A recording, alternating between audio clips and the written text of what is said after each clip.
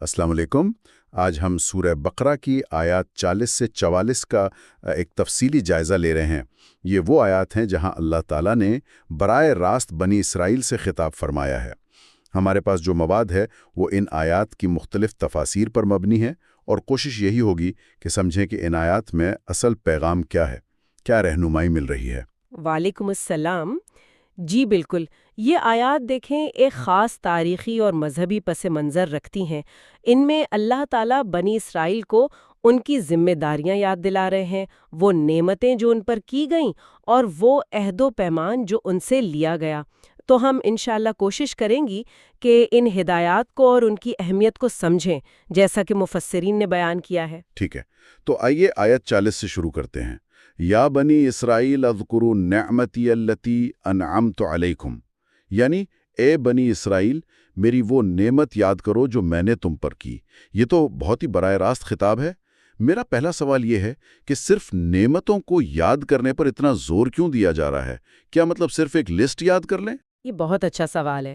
اصل میں تفاسیر میں یہ بات واضح کی جاتی ہے کہ یہاں یاد کرنا صرف آپ کہیں ذہن میں لانا نہیں ہے، نہیں، بلکہ یہ ایک فعال عمل ہے، ایک ایکٹیو پروسیس ہے۔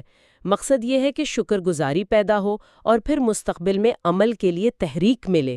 گویا اللہ تعالیٰ فرما رہے ہیں کہ میری مہربانیوں کو سوچو، یاد کرو تاکہ تم میں اطاعت کا جذبہ پیدا ہو۔ یہ ایک طرح سے نفسیاتی بنیاد فراہم کی جا رہی ہے آگے جو حکم آ رہا ہے اس کے لیے۔ اچھا، یعنی یہ یاد دہانی ایک بنیاد بن رہی ہے اگلے حصے کے لیے۔ وَأَوْفُوا بِعَهْدِي أُوفِ بِعَهْدِكُمْ، مطلب اور میرا عہد پورا کرو، میں اپنا عہد پورا کروں گا۔ یہ عہد کیا تھا، اور یہ جو دو طرفہ معاملہ لگ رہا ہے، اس کی کیا نوعیت ہے؟ وہ پیمان تھا جو اللہ نے بنی اسرائیل سے لیا تھا، بنیادی طور پر توحید پر قائم رہنا، اللہ کے احکامات ماننا اور آنے والے نبیوں پر ایمان لانا، بشمول آخری نبی صلی اللہ علیہ وسلم کے۔ اس کے بدلے میں اللہ کا وعدہ تھا دنیاوی فلاح کا اور آخرت میں کامیابی کا۔ تو یہ ایک آپ سمجھے سنجیدہ معاہدہ تھا، سولم کووننٹ۔